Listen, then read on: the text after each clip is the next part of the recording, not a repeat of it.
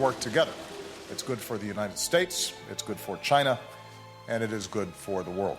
Today, Joe Biden met with China's President Xi Jinping for the first time since taking office, and it was a chance for Biden to confront Xi on what he's done to us, the fentanyl flooding into our towns, the virus unleashed onto our shores.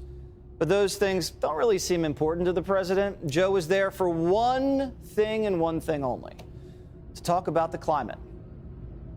The world expects, I believe, China and the United States to play key roles in addressing global challenges from climate changes to food insecurity. But in the West, there's growing anxiety about how President Xi's China is extending its power. We are exposing the faces and names behind the keyboards in Shanghai used to steal from American businesses. Biden campaigned on being tough on China, right? I spent more time with Xi Jinping than any world leader had by the time we left office. This is a guy who doesn't have a democratic with a small d bone in his body. This is a guy who is a thug. We got to make it clear. They must play by the rules. Thank you, Mr. Period, period, period. Inside China, his communist government has become increasingly intolerant of criticism and dissent. I'm told there are going to be 4 questioners, but I'm not going to do 10 questions from each questioner. All right? Let's just make that clear at the outset here.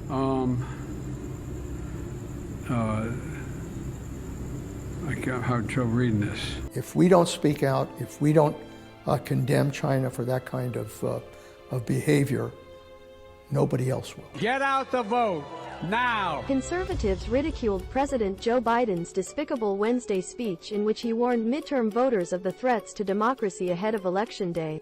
We can't ignore the impact this is having on our country. It's damaging, it's corrosive, and it's destructive. During his last address before the balance of power would be decided in Washington, D.C., Biden pleaded with Americans to vote against Republicans, accusing them of being election deniers and MAGA extremists who have encouraged political violence, promoted former President Donald Trump's big lie about the 2020 election, and have engaged in voter intimidation. Rather than focusing on main issues voters are most concerned about, namely, rampant inflation and other economic woes, Biden's speech pointed the finger at his political opponents. Biden declared, they've emboldened violence and intimidation of voters and election officials. Fake news. He also claimed MAGA extremists were looking to suppress the right of voters and subvert the electoral system itself. That means denying your right to vote and deciding whether your vote even counts.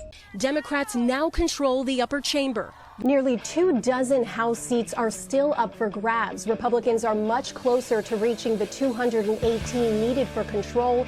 The era of one-party Democrat rule in Washington is over. Washington now has a check and balance. The American people have a say in their government. And this new Republican leadership team is ready to get to work to put America back on the right track.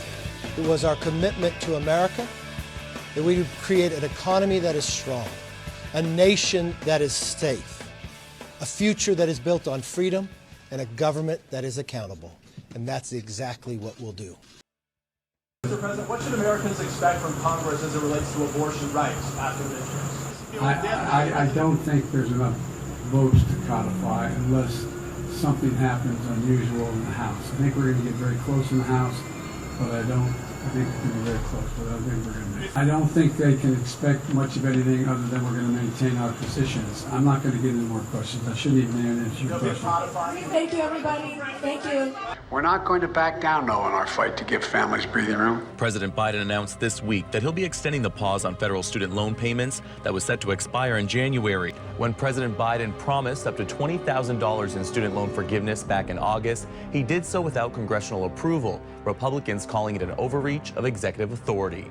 6 Republican-led states are suing to deny the student debt relief the president promised this summer. I spoke with legal analyst Steve Clark about the legal claims by Nebraska, Missouri, Arkansas, Iowa, Kansas, and South Carolina. This affects our bottom line. We receive revenue from this debt service, and by forgiving it, you are hurting our state coffers. The U.S. Department of Justice has asked the Supreme Court to hear the case so that the 16 million who have already been approved will know if they'll have thousands forgiven or not. Clark says the first decision the court will likely make is if there should be an injunction against the federal government for forgiving the debt, but that answers won't come quickly.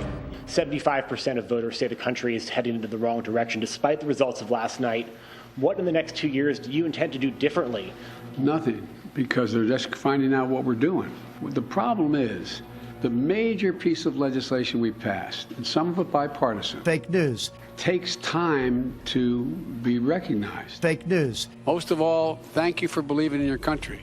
Thank you for fighting like the devil to make sure that we had a free and a fair election. And you know, all those election deniers, so far, best of my knowledge, none of them has not said when they lost, they said we lost.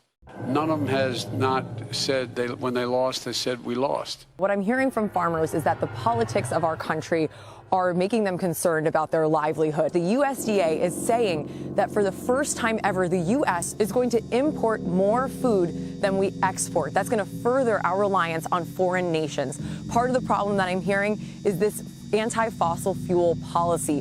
Farmers tell me it's driving up their input costs and driving down profit. No more drilling. Joe Biden is inviting corrupt and abusive dictatorship to produce energy and sell it to America. To turn to Venezuela for energy is wrong and it is reckless. At the same time, he's telling American energy workers, no drilling here. There is no more drilling. And that's why the American public is going to be paying more and more this year to heat their homes than ever before. Just this past week, the state of Wyoming filed suit again against this administration for failing to follow the law when it comes to oil and gas leasing. We have an abundance of energy and we have the workers here in America to power our country. From an environmental standpoint, we do a much better job of producing that energy here in America than they do anywhere else around the world. A special thanks to the incredible Arizona Democratic members of Congress who flew out with me today from Washington. Again, President Biden has placed big business over public safety. He has not been to the border as our president. They're bright spots where America is reasserting itself, and the innovation and manufacturing boom here in Arizona is one of those places. National sheriffs have reached out to President Biden and asked to meet with him. He has not prioritized, he has not engaged. And yet it didn't seem to resonate among Arizona voters. What we have is national politics playing out in communities every day. Immigration is the #1 concern in my county, as politics is infecting public safety. And that's what I'm talking about. Public safety, national security, and the thousands of people that have died on the southwest border.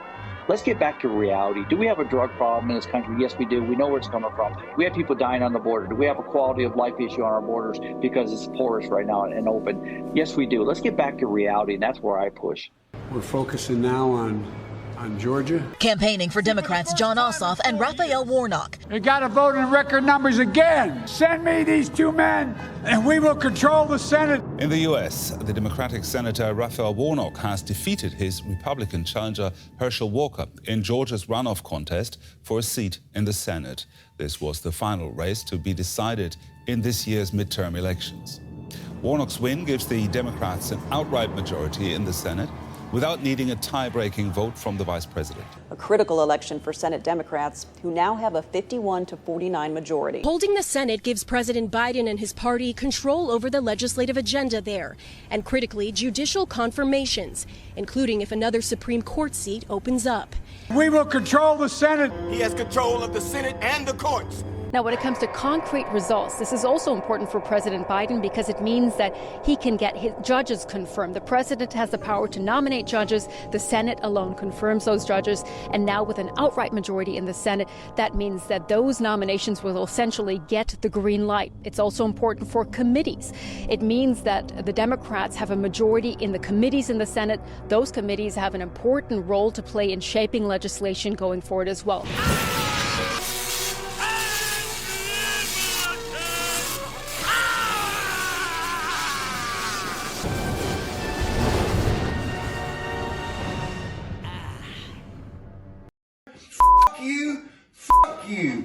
Fuck you, and fuck you some more. Fuck you, and fuck you. You are a head lying bastard.